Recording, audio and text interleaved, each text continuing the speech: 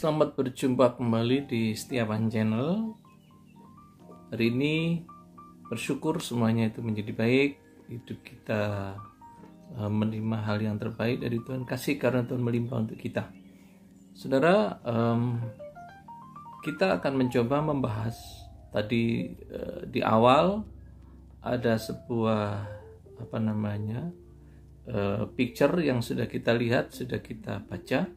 Nah, nanti akan kita bahas supaya di dalam iman kita semakin bertumbuh. Saudara, kenapa kita membahas ini? Karena ini penting untuk kita pahami secara bersama agar kita menjadi orang-orang yang semakin luar biasa. Iman kita tidak lagi rontok. Iman kita tetap kokoh di dalam Tuhan. Saudara, banyak hal yang ada yang terjadi di dunia ini dengan satu tujuan-tujuan tertentu, pernyataan, perkataan, atau apapun.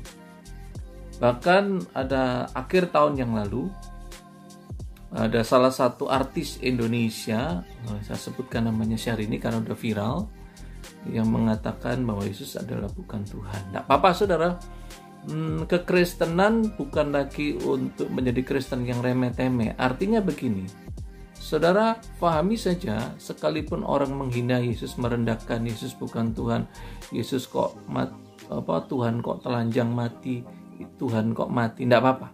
Tidak akan mengurangi ketuhanan Yesus dan tidak akan menurunkan kualitas Yesus sebagai Tuhan. Biar bagaimanapun kata orang adalah manusia. Perhatikan, saatnya akan tiba Yesus atau di dalam kitab kita akan menjadi hakim yang adil. Mungkin di kitab lain disebutkan juga akan mengadili dengan kedatangan Yesus yang kedua. Semua orang akan dihakimi tanpa peduli agamanya apapun, dihakimi latar belakang apapun akan dihakimi oleh Tuhan. Kenapa? Karena Yesus akan menjadi hakim yang adil nantinya. Tidak ada pribadi manusia, nabi, rasul, guru, gembala yang akan menjadi hakim. Tidak ada. Kecuali pribadi Tuhan. Tidak ada, saudara. Jadi oleh karena itu hanya Tuhan satu-satunya, Tuhan Yesus, manusia, firman yang menjadi manusia yang akan datang kembali yang kedua. Mungkin di kitab lain kematian Yesus digantikan yang lain. Tidak apa-apa, saudara. Itu kan perspektif yang lain. Jadi perspektif yang lain yang munculnya sekian abad setelah Masehi, artinya sekian abad setelah kelahiran Yesus. Sekitar 600-700 tahun lah, tidak apa-apa. Jangan marah, tapi itu bagian dari kehidupan. Perbedaan itu akan ada selama belum datangnya kesempurnaan, yaitu masa penghakiman. Nanti kalau sudah ada masa penghakiman, selesai semua dihakimi, maka tidak ada perbedaan, semua menjadi satu. Nanti, bukan sekarang, selama orang di bumi pasti ada perbedaan. Orang tidak suka dengan iman kita, tidak apa-apa, itu berbeda, silakan aja.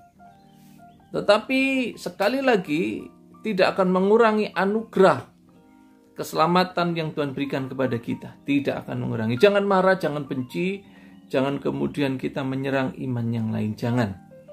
Tetapi saya kali ini saya tetap tidak akan dengan komitmen saya selama ini mungkin di video-video saya yang lain, saya tidak akan menyerang iman yang lain, saya tidak akan menyerang kepercayaan orang lain, saya tidak akan menyerang agama orang lain.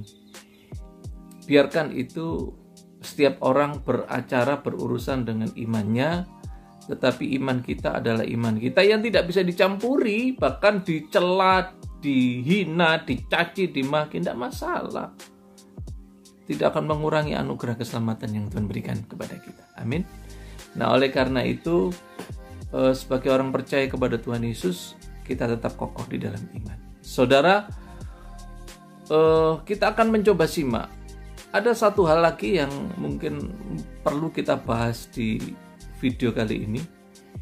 Bahkan ada seorang tokoh yang kemudian dia berani berkata, tokoh ini yang sudah berdakwah kemana-mana, berani berkata, kalau engkau menemukan ada ayat di mana ditemukan ketuhanan Yesus atau Yesus mengaku sebagai Tuhan, saudara, Ini hal yang harus kita bahas sebagai orang percaya. Saya menyampaikan ini kepada kalangan kita, kalangan orang-orang yang percaya kepada Tuhan Yesus. Saudara, kalau kita sebagai orang beriman kepada Yesus sebagai Tuhan dan Juru Selamat, saya akan sebutkan, saya akan tunjukkan supaya kita semakin kuat, kokoh dalam iman, tidak tergoyahkan, tetapi kita akan tetap sampai akhir hidup kita, sampai masanya tiba kedatangan Tuhan, kita akan tetap kokoh di dalam Tuhan. Saudara, saya akan tunjukkan di dalam Yohanes 13 ayat mulai ayat ke-12 sampai dengan ayat ke-13. Oke. Saya akan bacakan mulai ayat yang ke-12. Sesudah ia membasuh kaki mereka, ia mengenakan pakaiannya, kembali ke tempatnya, lalu ia berkata kepada mereka, "Mengertikah kamu apa yang telah kuperbuat kepadamu?" Saudara, Yohanes 13 ini sebelum nanti kita bahas ke ayat 13-nya. Kitab Injil Yohanes ini ditulis oleh muridnya sendiri, yaitu Yohanes, anak Zebedius.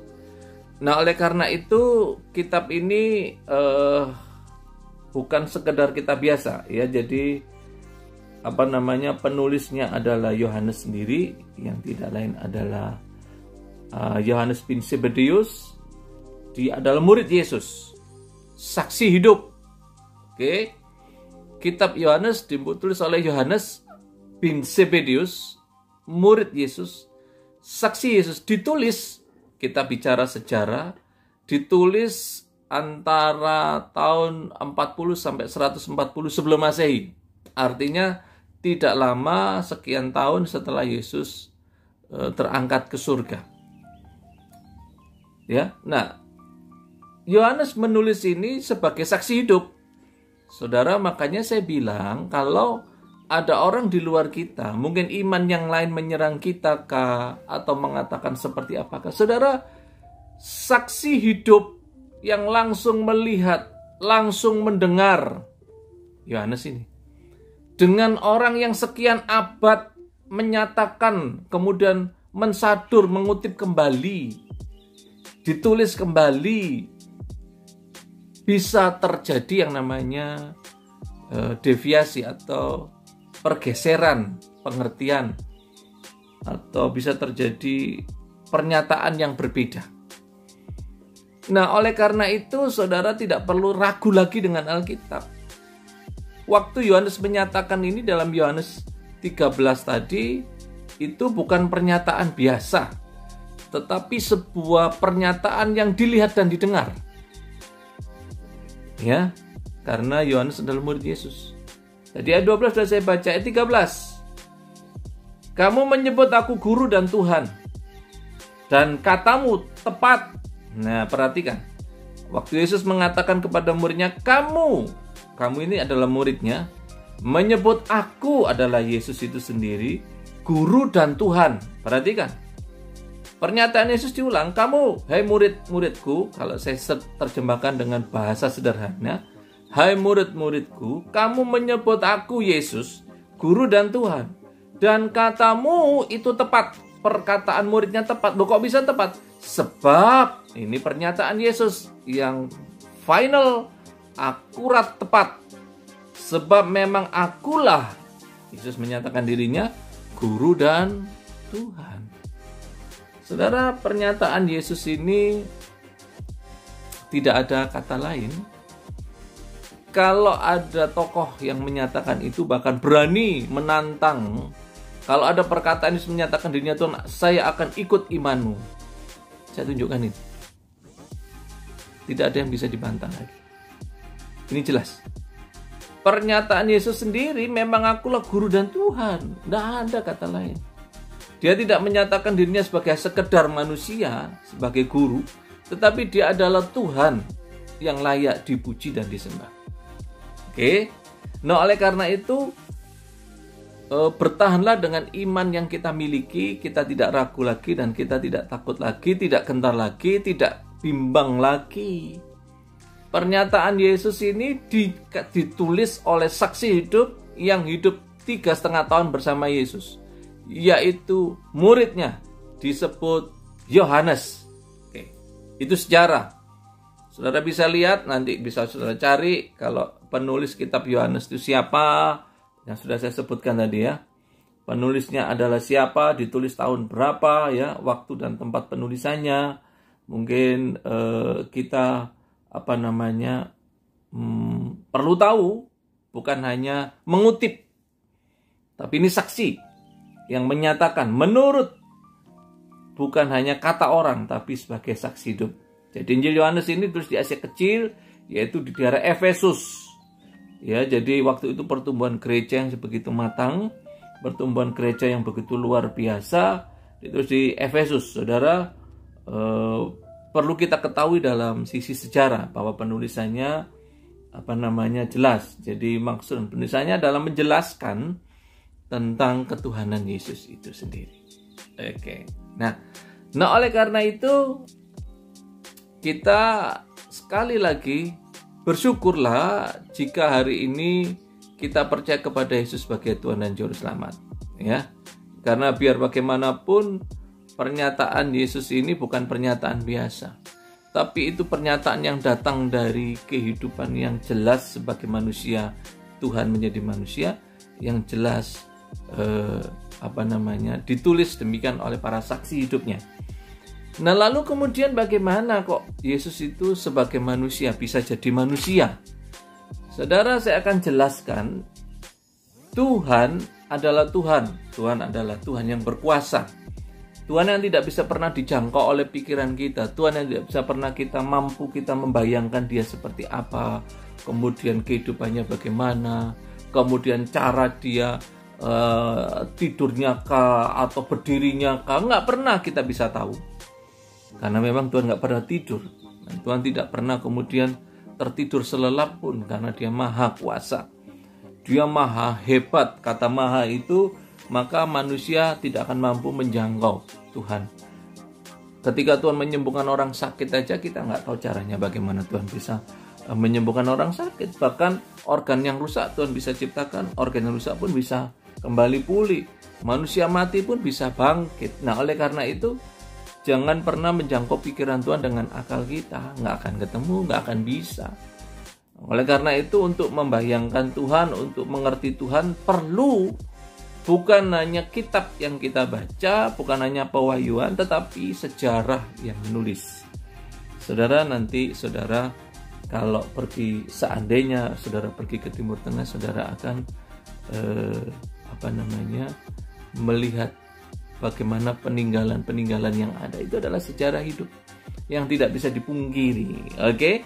Nah, bagaimana kok Tuhan menjadi manusia? Tuhan adalah Tuhan yang Maha Kuasa. Ketika Tuhan menciptakan alam semesta, maka Tuhan berkata, jadilah. Maka jadi. Ketika Tuhan berkata, burung jadi, laut jadi, semua jadi. Tidak ada yang meleset, karena Tuhan itu maha. Nah, kemudian bagaimana Tuhan menjadi manusia? Saya akan menjelaskan secara kronologis sedikit. Ketika manusia diciptakan adalah manusia serupa dan segambar, artinya bukan wajahnya, tetapi serupa dan segambar itu dalam kehidupannya, karakternya, cara pikirnya. Pada saat itu sebelum jatuh dalam dosa, yaitu diciptakannya Adam dan Hawa. Nah, setelah Adam dan Hawa jatuh dalam dosa, muncullah kejahatan, muncullah manusia itu rusak dan kacau. Sebelum jatuh dalam dosa, zaman Adam, semuanya baik-baik saja manusia sebagai ciptaan. Tetapi setelah jatuh dalam dosa, manusia semakin kacau hidupnya, semakin rusak.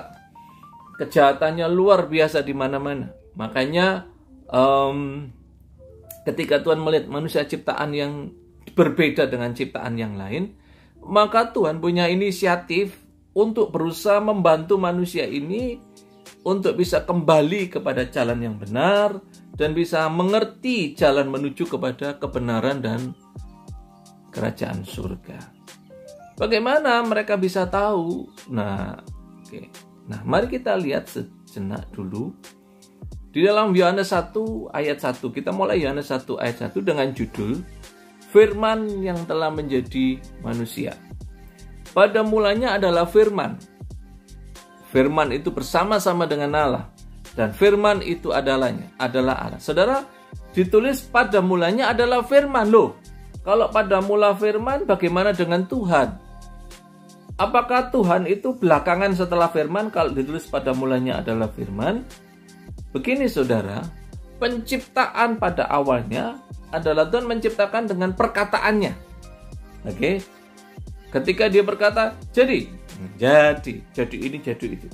Lalu di dalam Yohanes 1 ayat 1, firman itu bersama-sama dengan Allah. Artinya firman dan Allah itu bersama-sama tidak terpisah. Ya, ayat 2, ia pada mulanya bersama-sama dengan Allah, yang artinya firman dan Allah tidak terpisah. Firman itu adalah perkataan Yesus, perkataan Tuhan. Saya kasih ilustrasi sederhana supaya kita paham. Ilustrasinya otomatis supaya akal logika sedikit banyak kita mengerti, sekalipun kita tidak bisa menjangkau Tuhan dengan caranya. Tetapi logika kita minimal mau sedikit memahami. Saudara, begini. Ketika ada yang orang bernama si A, saya sebutkan kata si A, ya. Si A ini melakukan kejahatan dan harus dihukum. Dihukum seumur hidup atau dihukum mati. Kata-kata demikian. Lalu karena si A ini sudah dinyatakan diputuskan dihukum, maka keputusan itu mutlak, final and binding kalau orang hukum bilang. Selesai, tidak bisa digugat kembali keputusan itu. Artinya keputusan itu dinaikkan ke tingkat Mahkamah Agung, maka apapun tingkatan hukum yang ada tidak bisa. Nggak bisa saudara. Kenapa? Karena sudah selesai. Diputuskan demikian. Tetapi bisakah si A ini bebas? Saudara, kalau pertanyaan itu muncul, bagaimana si A? Apakah ada celah seandainya si A bebas? Oh bisa, celahnya apa? Celahnya adalah presiden, melalui presiden menulis sebuah surat. Dan surat ini kalau pembebasan hukuman disebut grasi.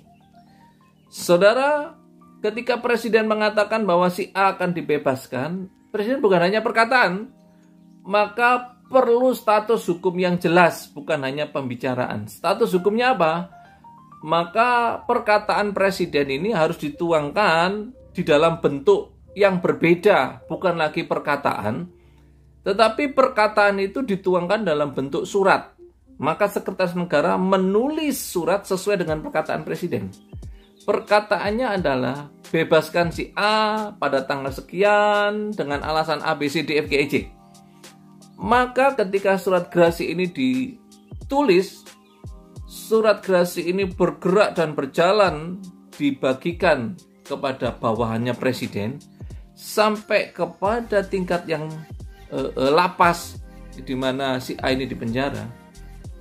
Maka surat ini akan berjalan sedemikian dan setiap orang menerima surat akan menghormati. Maka si A akan dibebaskan. Kenapa semua orang menghormati? Hanya sebentuk surat. Ya sekalipun dalam bentuk surat, itu adalah perkataan presiden. Tetapi dituangkan dalam bentuk surat. Saudara, apakah salah? Nggak ada yang salah.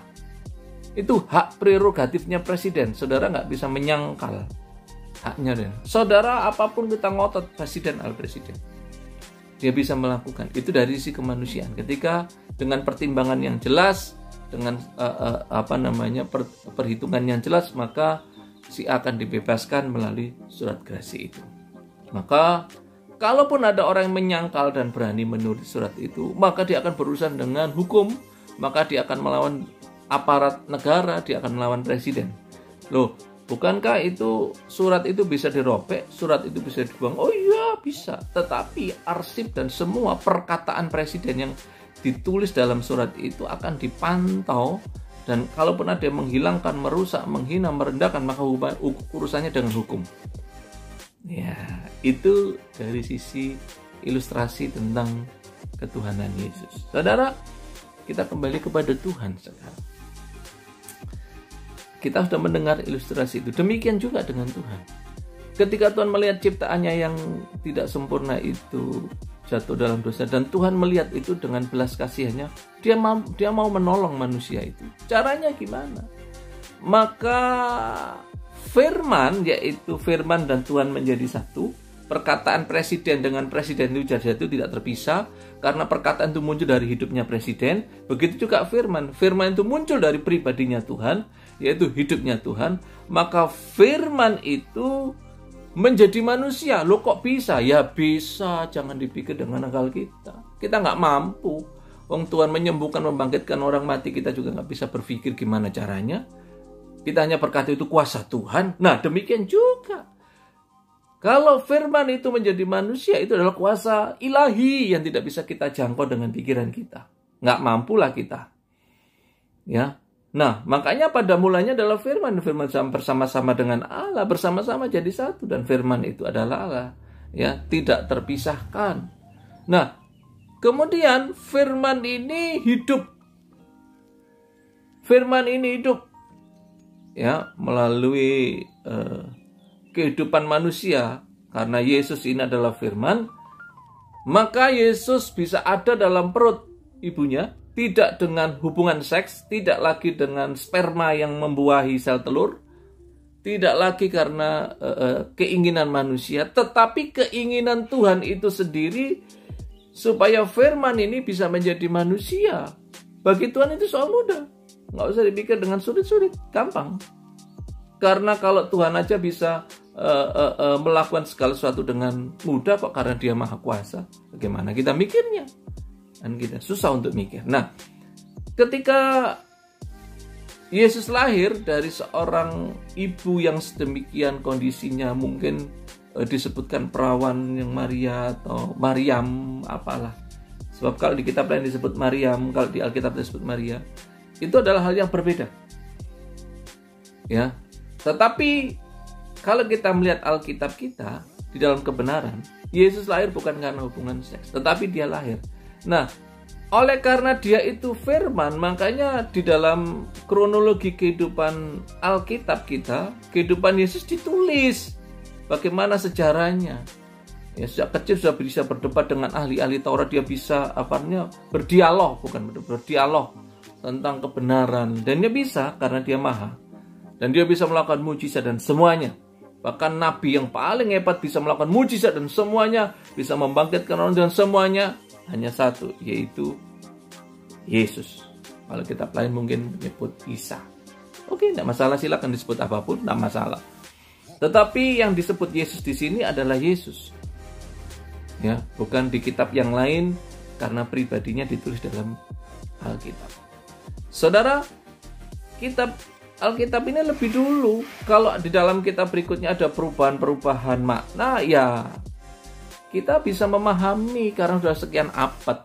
Kalau sekian abad saja bisa terjadi penulisan-penulisan yang dengan tujuan-tujuan tertentu, bisa jadi karena ketidakpahaman, bisa jadi karena ketidakmungkinan, bisa jadi apapun bisa, karena kita masih manusia.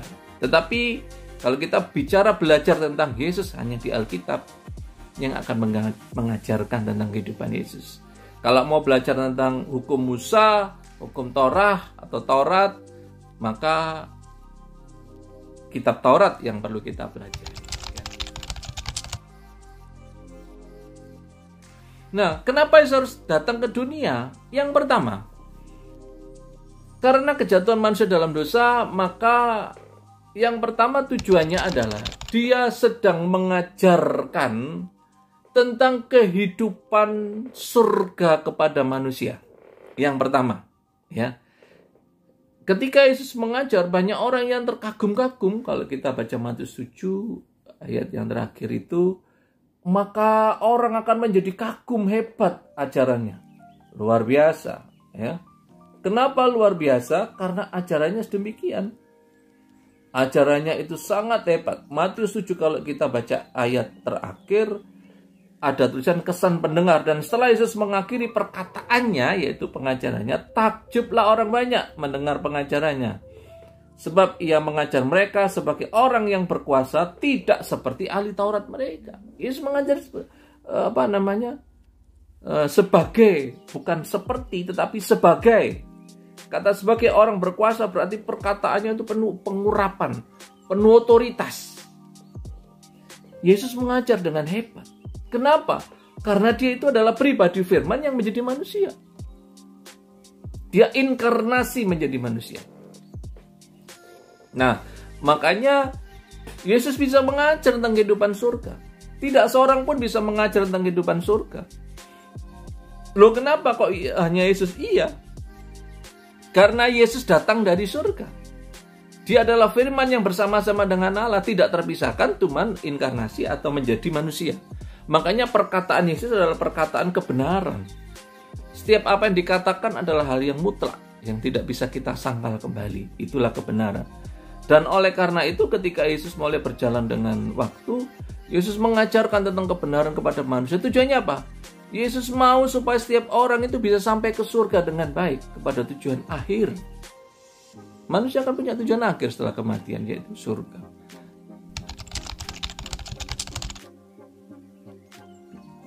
Saudara, saya kasih ilustrasi lagi.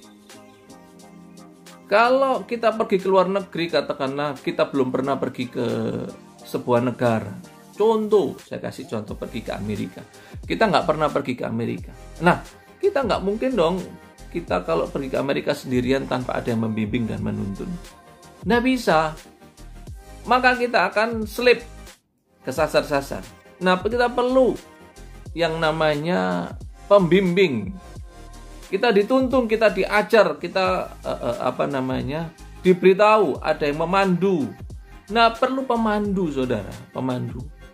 Saudara, minimal seorang pemandu itu sudah tahu kehidupan di negara tersebut dan tahu negara tersebut dan tahu seluk-beluknya. Bahkan hal yang kecil dia tahu, karena dia memang mau nggak mau dia tinggal di sana dan minimal menjadi orang sana.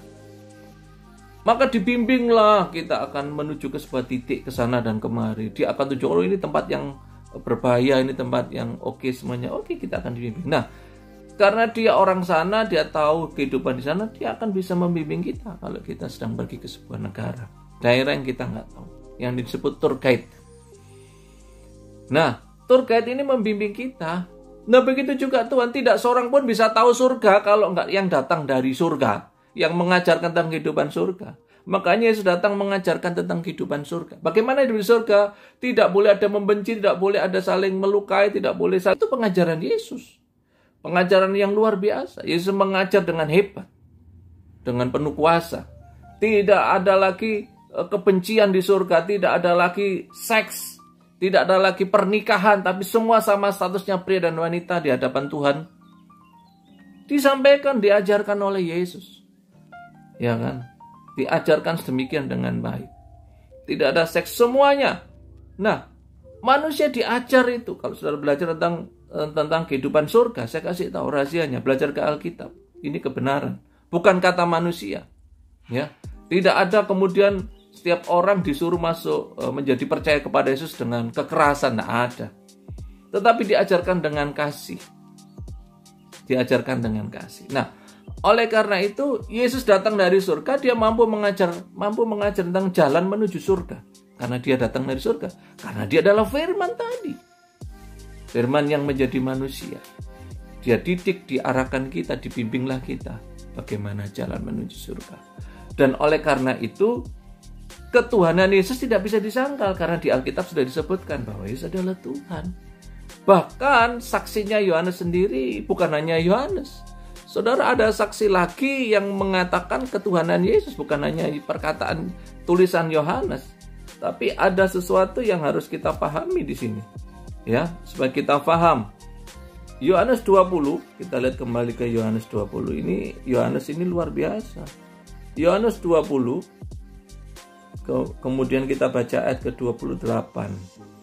Begini pernyataan. Ada seorang yang bernama Thomas, juga bagian dari kehidupan Yesus. Thomas menjawab dia, yaitu menjawab Yesus. Dia itu yang dimaksud adalah Yesus, ya kan? Karena ini adalah dialog antara Yesus dengan Thomas, muridnya juga. Thomas menjawab Yesus, ya Tuhanku dan Allahku. Ini saksi lagi nih, kurang saksinya. Perkataan ketika dialog, Thomas menjawab, ya Tuhanku dan Allahku. Bukan hanya Yohanes menulis, tapi kesaksian Yohanes ini jelas, nyata. Kesaksian Thomas juga jelas, nyata. Apalagi? Tidak ada yang kurang di sini. Semuanya jelas. Ya. Oleh karena itu, ini hal yang luar biasa tentang ketuhanan Yesus.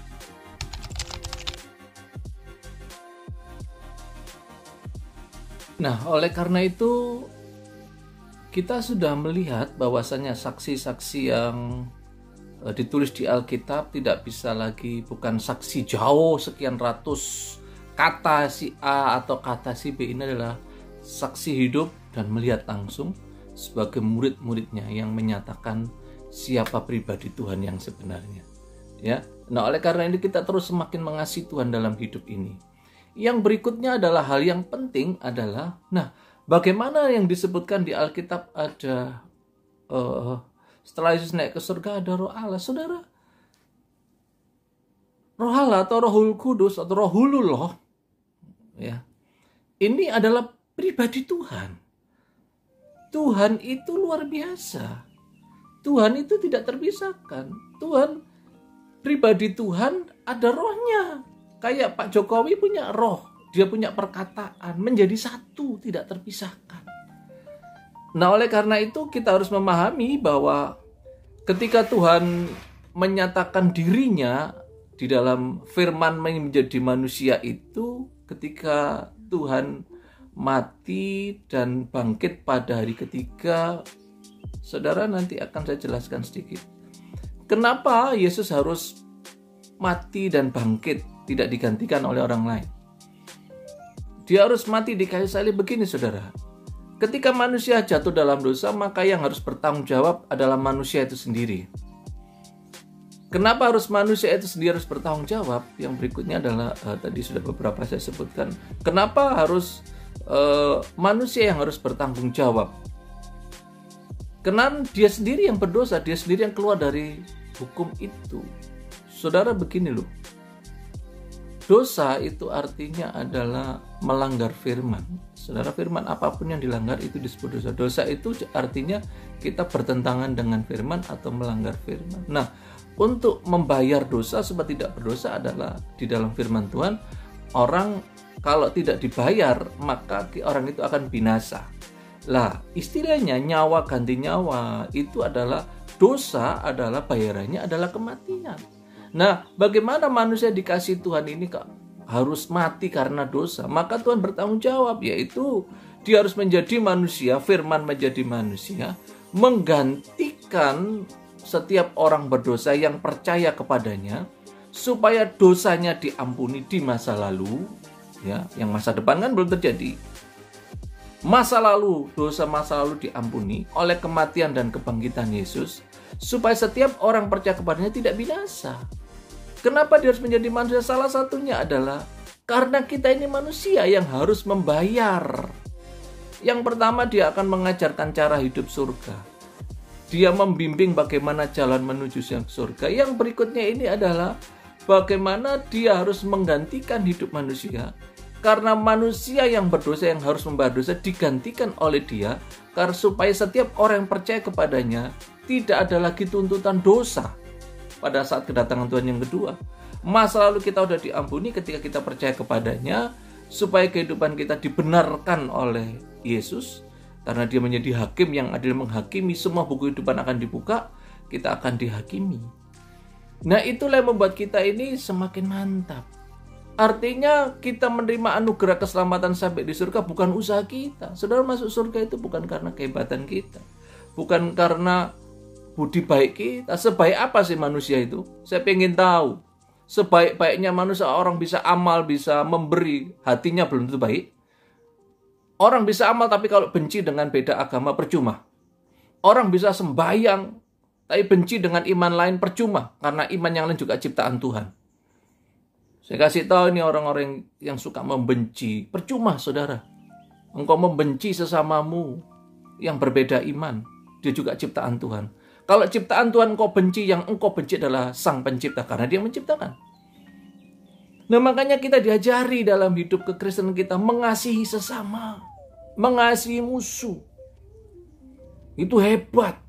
Nggak ada yang luar biasa pengajaran saya temukan. Ya, Saya kasih tahu, kalau ada orang berani mati demi membela agama, membela Tuhan, lah ngapain Tuhan dibela? Tuhan itu maha kuasa. Bagi Tuhan untuk membunuh orang, untuk menghancurkan orang bisa, tapi enggak. Diberi kesempatan setiap orang menemukan pribadi Tuhan dan dosanya diampuni, supaya setiap orang yang percaya kepadanya tidak binasa. Bukan karena usaha baik kita, tetapi karena Tuhan yang memberi firman menjadi manusia. Karena dia Tuhan, maka dia bisa bangkit. Makanya disebut dia menang atas kematian, supaya kita yang harusnya binasa beroleh kehidupan yang kekal. Hebat itu. Sesuatu yang luar biasa. Jadi saya berpikir, saya sampaikan kepada di luaran sana, setiap manusia yang membenci iman lain, agama lain, saya kasih tahu, yang kau benci sebenarnya bukan orangnya, yang kau benci adalah Tuhan yang menciptakannya. Saya kasih tahu, makanya saya kasih tahu hari ini, jangan pernah membenci berbeda iman, jangan pernah membenci orang yang berbeda pendapat, silakan berbeda. Nanti saatnya akan tiba. Kedatangan Isa atau Tuhan Yesus yang kedua yang akan menghakimi. Itulah hakim yang adil. Semua akan dihakimi. Makanya kita percaya Yesus sebagai hakim. Kalau dia hakim, maka dia menentukan kehidupan. Jangan percaya kepada yang lain. Percayalah kepada hakimnya. Ya. Nggak ada orang tahu surga kalau bukan orang dari surga. Nggak ada yang tahu jalan menuju surga kalau tidak datangnya dari surga. Itu hal yang hebat. Bersyukur saya berjumpa dengan pribadi Tuhan yang luar biasa. Ini adalah sebuah pengertian. Kalau di luaran sana menyebut Yesus manusia, dia manusia. Kalau di luaran sana Yesus menyebut sebagai rasul, ya memang sebagai pribadi manusianya dia disebut rasul, boleh. Tapi secara intisari hidupnya dia adalah firman itu sendiri, yaitu perkataan Tuhan yang menjadi manusia. Kalau di luar sana menyebut sebagai nabi, silakan, tidak ada masalah. Memang pribadinya, manusianya bisa menjadi nabi, bisa menjadi guru, bisa menjadi apapun. Bisa, karena dia pribadi manusianya. Tetapi esensi hidupnya adalah firman yang menjadi manusia. Makanya di dalam kehidupannya di bumi, dia melakukan, dia mengajarkan hal yang luar biasa. Ya, jadi kalau orang mengatakan, Tuhanmu itu rasul kok disebut Tuhan. Lah iya, memang secara manusia dia rasul.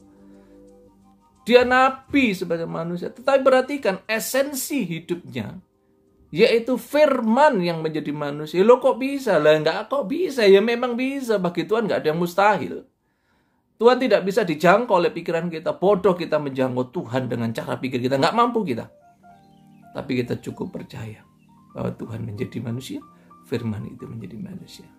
Jadi Tuhan Allah firman dan Allah rohnya itu satu, tidak berbeda.